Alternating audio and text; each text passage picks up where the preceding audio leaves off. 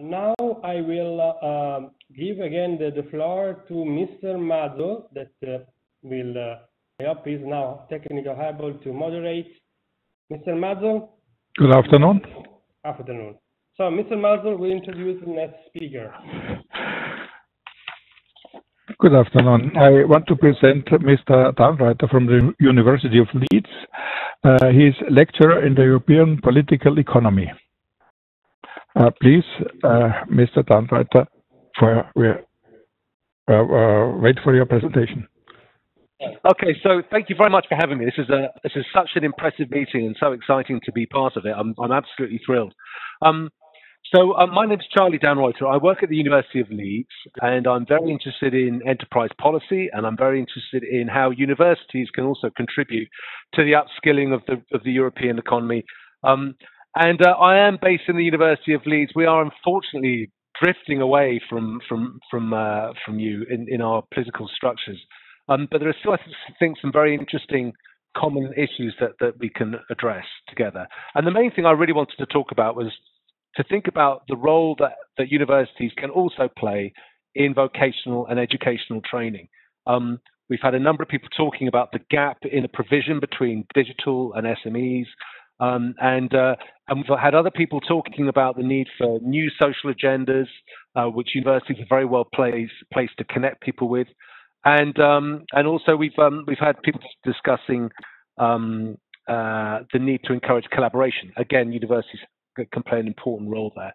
And the reason I wanted to start off with that as an idea was because in many ways life pre-COVID wasn't so fantastic. We had a number of other crises which were continuing to roll forward, such as the economic crash still had led to very significant economic inequality and debt in many parts of the European economy, a huge job crisis for young people, aging populations, a demographic problem in many countries across Europe, which created issues around care, climate change, of course, and then in addition, these technological challenges that we're discussing today.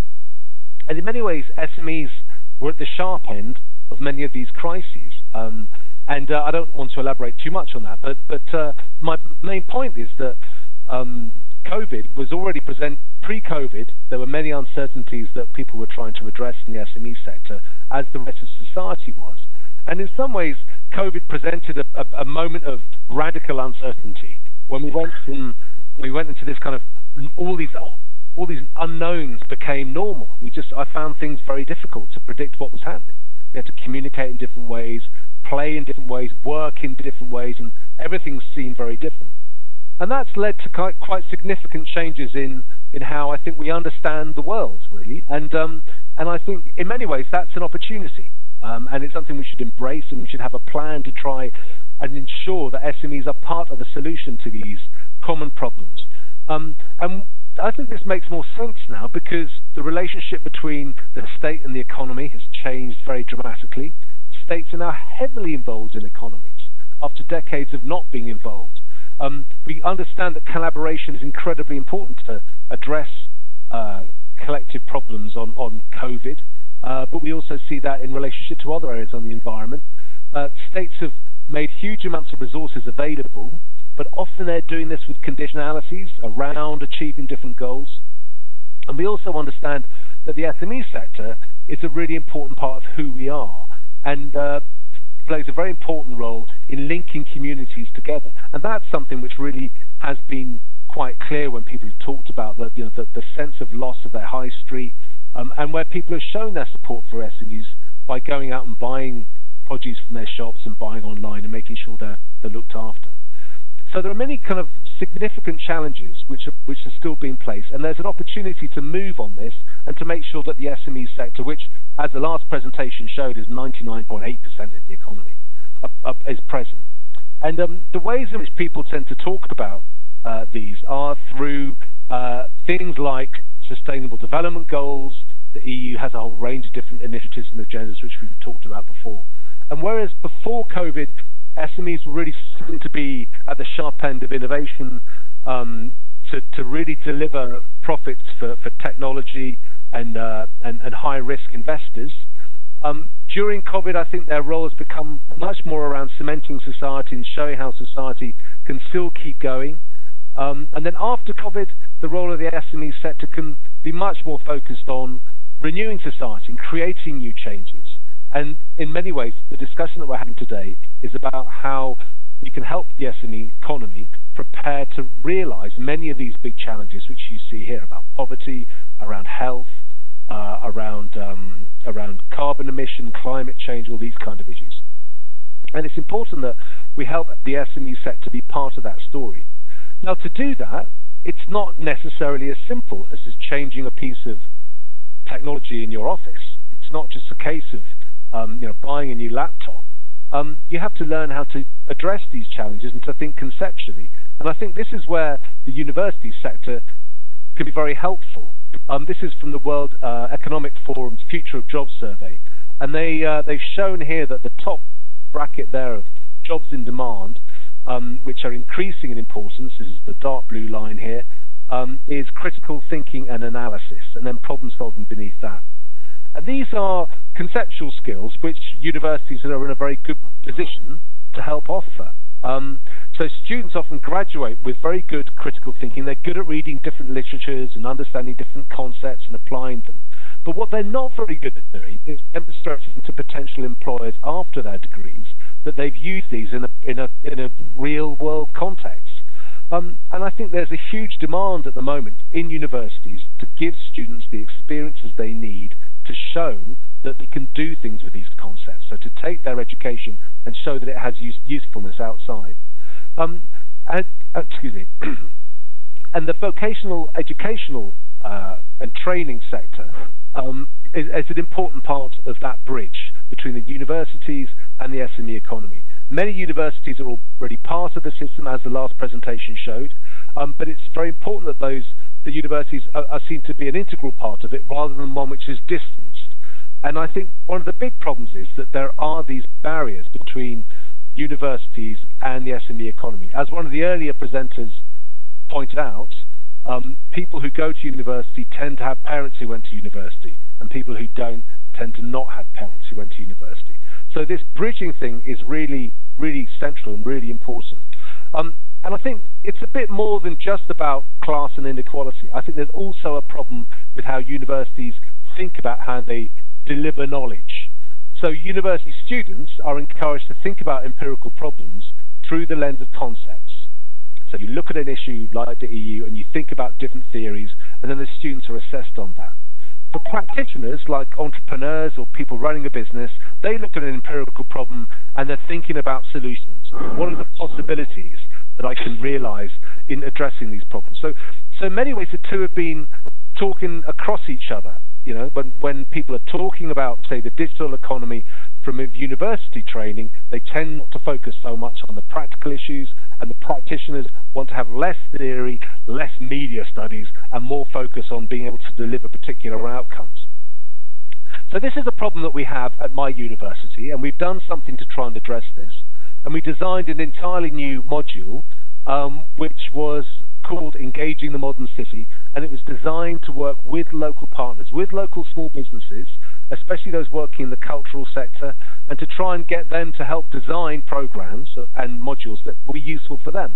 So the stakeholders helped to design the skills that will go into the module, and we have a 10-week period where different skills are given to students around thinking about what skills they have, thinking about how they negotiate, how do they work together and deal with differences, how do they plan, how do they cost. But we also asked the SMEs to think about the assessment methods that would be useful, that would enable them to see that the projects had been beneficial to them. There's a real inequality between a big university and a small business. So we wanted to make sure that they were able to see the value of what had happened in the course of their projects.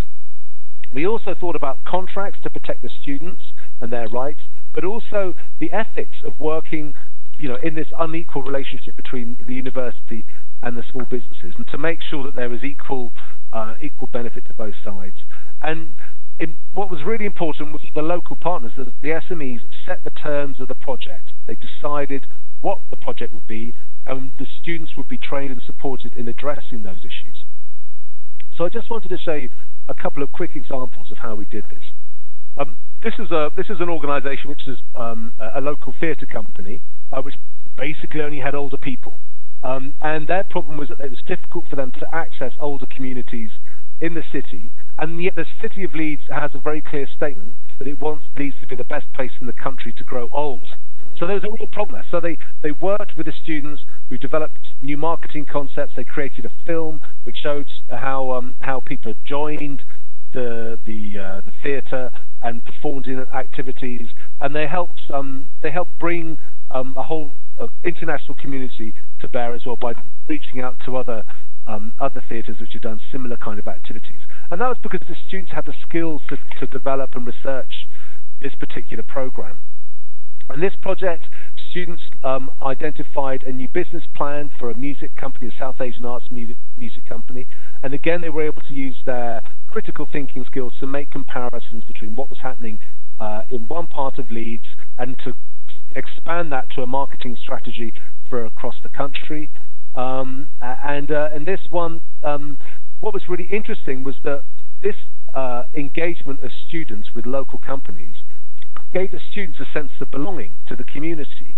And what's happened there is that some of these students have stayed working with the companies they've worked with, and many more have stayed within the community of Leeds. We have a big problem in Leeds that everybody goes to London to work and they leave the city. And so in many ways, having this engagement has been really important for knitting the community together and keeping the students in the city who can then help provide skills and take their digital awareness into businesses in the local economy and help develop their practices and their capacities to respond to some of the big challenges of the world, such as an aging population or integrating different cultures within the community. So universities, in many ways, are engaged with many of the great challenges that vocational educational training involve in. And for the university, there's a real benefit because it allows students to show their employability.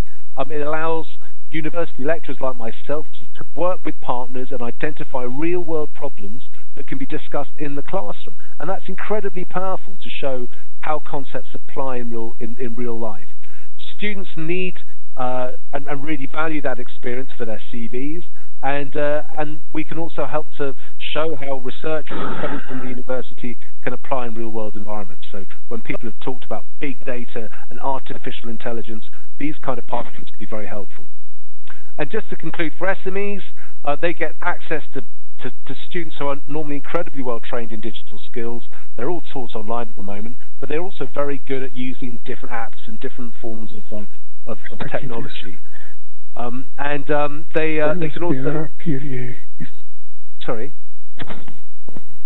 I was just going to conclude. They also have access to very high-profile research libraries and academic experts who can provide solutions to SMEs fairly easily. And so I think there's a real case for a win-win in these areas. Thank you very much. So just the last point here, the last slide. So I think there's many synergies possible for SMEs, students and scholars, and a real focus can be made around addressing real-world problems for SMEs and universities to address together, and that will help expand the community of stakeholders who are involved in the post-COVID transition, and help us to identify excellence by coming together to deliver real progress around social as well as economic agendas. Thank you very much.